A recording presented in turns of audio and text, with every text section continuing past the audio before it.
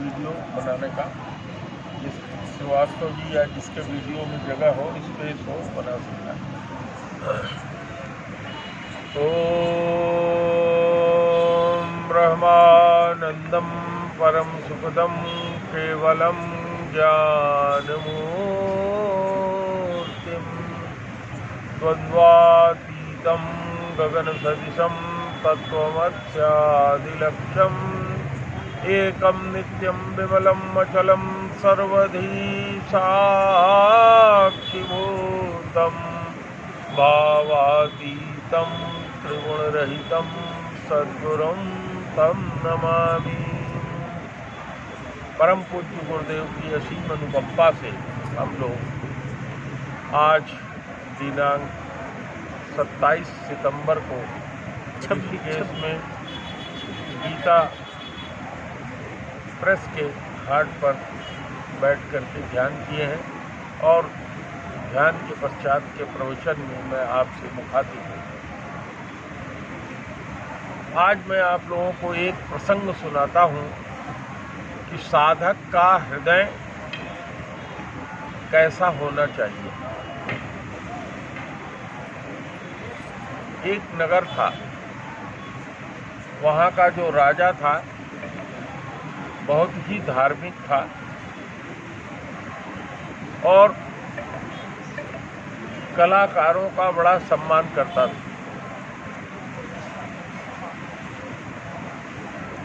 राजा ने अपने राज्य में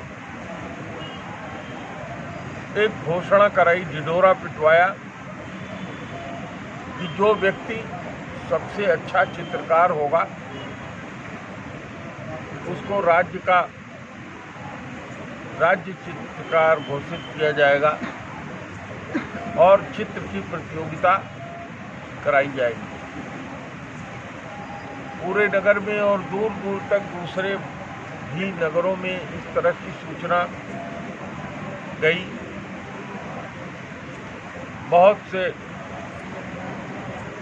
लोग चित्रकारिता प्रतियोगिता में भाग लेने के लिए उपस्थित हुए। उन उपस्थित समस्त चित्रकारों का बनाया हुआ चित्र देख करके जो राज्य के मंत्रीगण थे उनकी एक परिषद ने निर्णय लिया कि कौन कौन से लोग आगे की प्रतियोगिता में सम्मिलित हो सकते हैं। उस पूरी प्रतियोगिता में 2 लोग ऐसे निकलकर सामने आए जिनके बीच यह निर्णय होना था कि इसमें प्रथम स्थान कौन प्राप्त करेगा।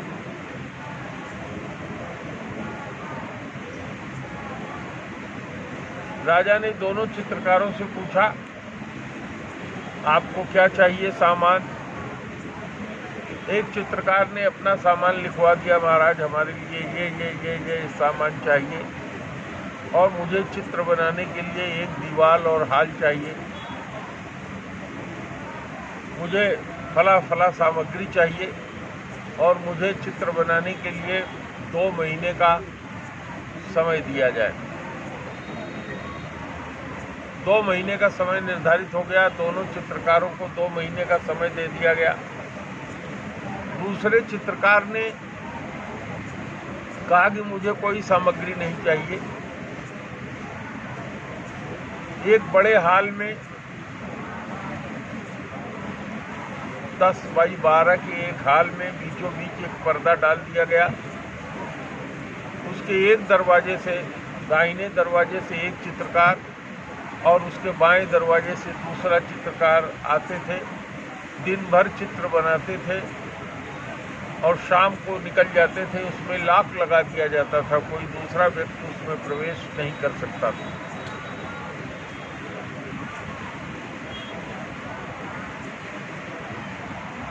इस तरह से समय बीतता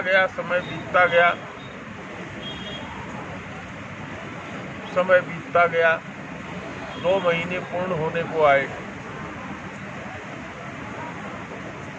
प्रतियोगिता के अंतिम दिन का समय आ गया कि आज वो पर्दा हटाया जाएगा और मंत्रिमंडल की समिति और राजा देखेंगे कि कौन विजयी घोषित हुआ।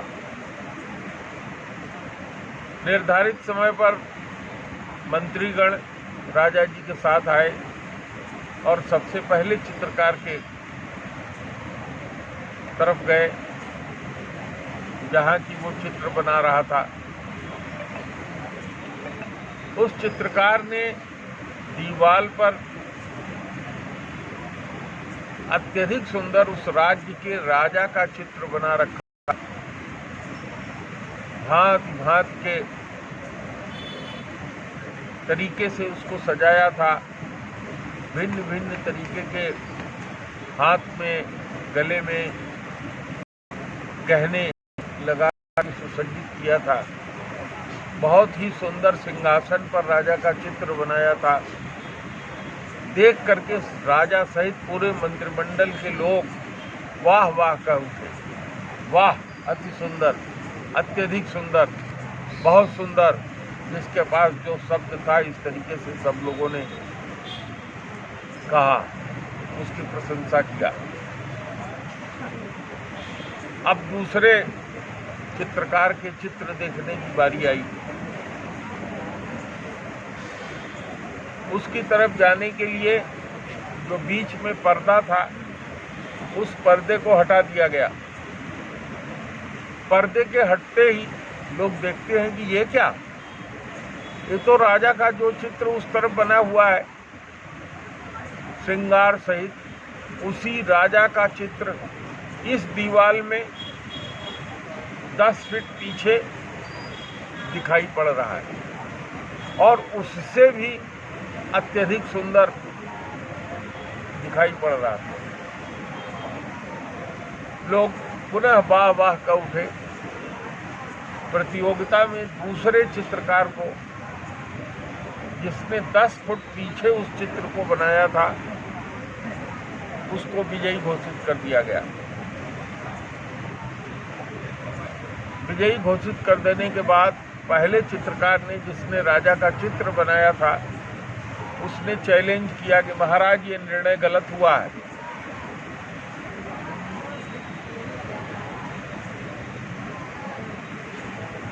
मुझे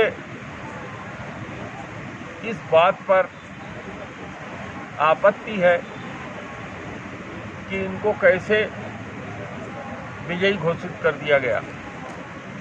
उसमें कोई और चित्र नहीं है, मेरा ही चित्र दिखाई पड़ रहा है। जो चित्र मैंने बनाया है महाराज का, वही चित्र उसमें दिखाई पड़ रहा है। तो मैं इनसे इस बिंदु पर चर्चा करूंगा, आप सब लोगों के सामने ये उसका उत्तर दें, संतुष्ट करें। आप सब लोग भी संतुष्ट होइए। दिन निर्धारित हो गया। राज्य पुरोहित भी बुलाए गए। सभी गणमान्य व्यक्ति राज्य के वहाँ उपस्थित हुए, मंत्रिमंडल के लोग उपस्थित हुए।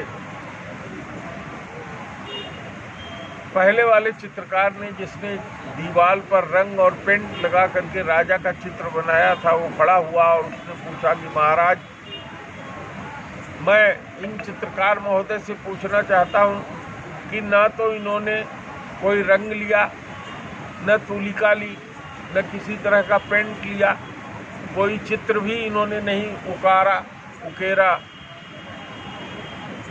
इन्होंने तो केवल उस दीवार को ऐसा दर्पण बना दिया कि मेरा जो बनाया हुआ चित्र है वह उस दर्पण में दिखाई पड़ रहा है। तो इन्होंने तो केवल दर्पण बनाया है, कोई चित्र नहीं बनाया। इन्हें विजयी क्यों घोषित किया गया? दूसरे चित्रकार को बुलाया गया, मौका दिया गया कि आप प्रश्न का उत्तर दीजिए। दूसरा चित्रकार खड़ा हुआ। उसने कहा, महाराज, सबसे बड़ा चित्रकार यह परब्रह्म परमेश्वर है, जिसने बिना किसी रंग के, बिना किसी दीवार के ऐसा चित्र बनाया है कि सारा संसार उसमें चित्र में प्रतिबिंबित होकर के दिखाई पड़ रहा है। महाराज, मैंने वही कार्य किया है। मैंने इस दीवार को घिस घिस करके दर्पण का रूप दे दिया।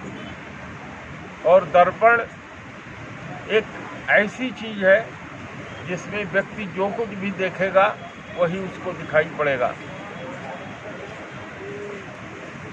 अब निर्णय की बात मंत्रिमंडल के लोगों पर, राज्य पुरोहित पर हो गया। इसका निर्णय लीजिए।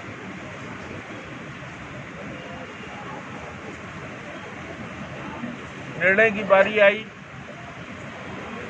राज पुरोहित ने गोस्वामी तुलसीदास जी का एक वेदांत का भजन, शून्य भित्ति पर चित्र रंग नहीं तनुविन लिखा चितेरे, इस भजन को बहुत ही सुंदर ढंग से प्रस्तुत किया, जिसका तात्पर्य यह है कि वह जो चितेरा है उसने शून्य भित्ति पर, यह ब्रह्मांड क्या है? शून्य है। अंतरिक्ष ही अंतरिक्ष है, जिसमें लाखों करोड़ों ब्रह्मांड जो है वो घूम रहे हैं, तैर रहे हैं, एक दूसरे से लड़ नहीं रहे। वो कहलाती है शून्य भित्ति। उसने कहा महाराज, शून्य को वेदों ने कहा है ओम खम ब्रह्मा। ब्रह्म क्या है? जैसे ये अंतरिक्ष है जिसका न कोई ओर है न सोर है, न कोई पता है कितनी इसकी लंबाई है, कितनी चौड़ाई है, यह भी पता नहीं है। आज के हमारे वैज्ञानिकों ने रात के समय जब आप देखते हैं, जिस दिन बिल्कुल रात स्पष्ट होती है, बादल नहीं होता, तो उसमें आकाश गंगा दिखाई पड़ती है, जैसे ये गंगा दिखाई पड़ती है। और उस आकाश गंगा को जब आप देखते हैं तो उस आकाश गंगा से चला हुआ जो प्रकाश है वो 25,000 करोड़ प्रकाश वर्ष में दूरी तय करके हमारे धरती तक पहुंच रहा है। आप सब जानते हैं कि प्रकाश की गति 1,60,000 किलोमीटर प्रति सेकंड है, और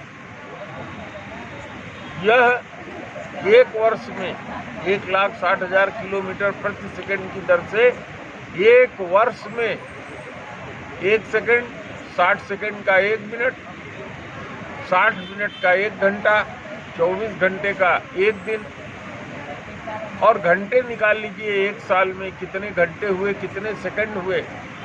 उतनी दूरी जब प्रकाश एक वर्ष में तय करता है तो उसको एक प्रकाश वर्ष कहते हैं। और 25,000 करोड़ प्रकाश वर्ष चलने के बाद तब इस धरती पर पहुंच रहा। ऐसे सैकड़ों मिल्की वेज, जिसको हम आकाश गंगा कहते हैं, आकाश में हैं। और ये इनका कोई आधार नहीं है। तो महाराज, उसी चितेरे को हमने दर्पण के रूप में चित्रित कर दिया है। ये ऐसा दर्पण है जिसमें जो कोई भी जीव आता है वह अपने को खोजते खोजते इस संसार से विदा हो जाता है, खोज नहीं पाता। यह एक ऐसी मृग मरीचिका है जिसमें जल के लिए उसे दिखाई पड़ता है कि यहाँ सुख है, यहाँ सुख है, यहाँ सुख है। उसके पीछे पीछे वो भागता है।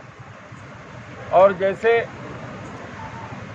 मरुस्थल में पानी दिखाई पड़ने पर मृग भागता रहता है और उसे कहीं पानी नहीं मिलता, अंत में वो मर जाता है पानी के अभाव में।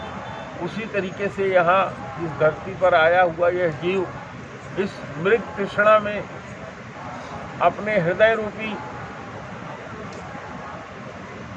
दर्पण में यह नहीं देखता कि इसी में सुख देने वाला वो परब्रह्म बैठा है हम उसको उसमें झांकें तो महाराज साधारण ढंग से सारे लोग इस बात को जान सकें कि हमको अपने हृदय को एक दर्पण के रूप में रखना चाहिए, गुरु से मिलना चाहिए, ताकि हमारे दिल का जो दर्पण है वो साफ रहे और उसमें हम अपना दरस, संसार का दरस और ब्रह्मांड का दरस पाएं। कबीर साहब का एक सुंदर भजन उसने सुनाया, गुरु से कर मिल गवारा, का सोचत बारंबारा, गर पार उतरना चाहिए तो केवट से मिली रहिए, जब उतर जाए भव पारा, तब छूटे यह संसारा, गुरु से कर मेल गवारा, का सोचत बारंबारा, गर दर्शन को दिल चाहिए तो दिल को दर्पण बना दो, गर दर्शन को दिल चाहिए तो दर्पण मांझत रहिए, जो दर्पण लागी काई